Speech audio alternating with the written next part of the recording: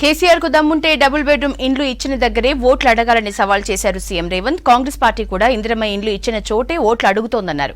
ఏటా 2 కోట్ల ఉద్యోగాలు ఇస్తామన్న మోదీ 20 కోట్ల ఉద్యోగాలు ఇవ్వాల్సి ఉందని చెప్పారు. అందుకే ఇవాళ నేను ఒక్క మాట సూటిగా కేసీఆర్ కు సవాలు విసురుతున్నా. నువ్వు డబుల్ బెడ్రూమ్ ఇల్లు ఇచ్చినా దళితులను ఆదుకున్నా అంటున్నావు కదా.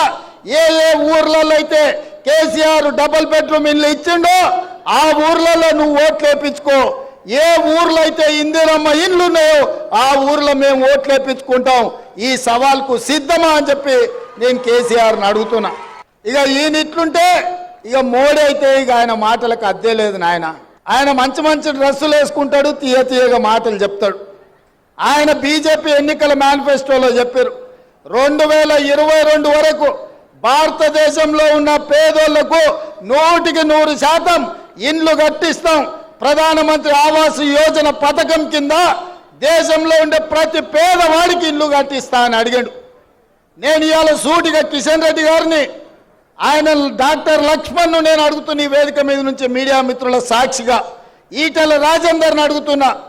ప్రధానమంత్రి ఆవాస్ యోజన కింద తెలంగాణ రాష్ట్రంలో మీరు ఏడ ఇల్లు కట్టించినో చూపిస్తురండి. మీరు ఏడ ఇల్లు కట్టిస్తే ఆ ఊర్లో ఒక్క ఓటు కూడా మేము అడగం. ఆ ఓట్లన్నీ మీరే వేసుకోండి. మీ ఎన్నికల మేనిఫెస్టోలో లేదా 2022 వరకు ప్రతి పేదవాడికి ఇల్లు ఇస్తామన్న మాట వాస్తవం కాదా?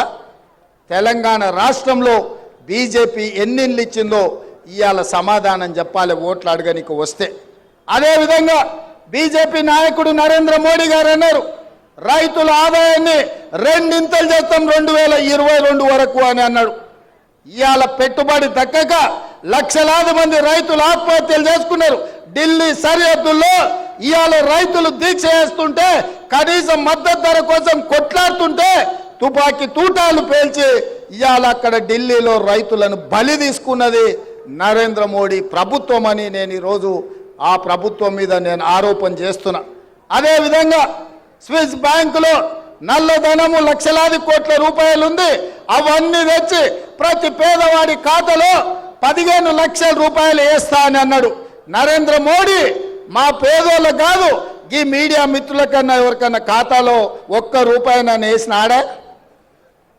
మరి ప్రతి పేదవాడి ఖాతాలో 15 లక్షలు వేస్తా అన్నాడు.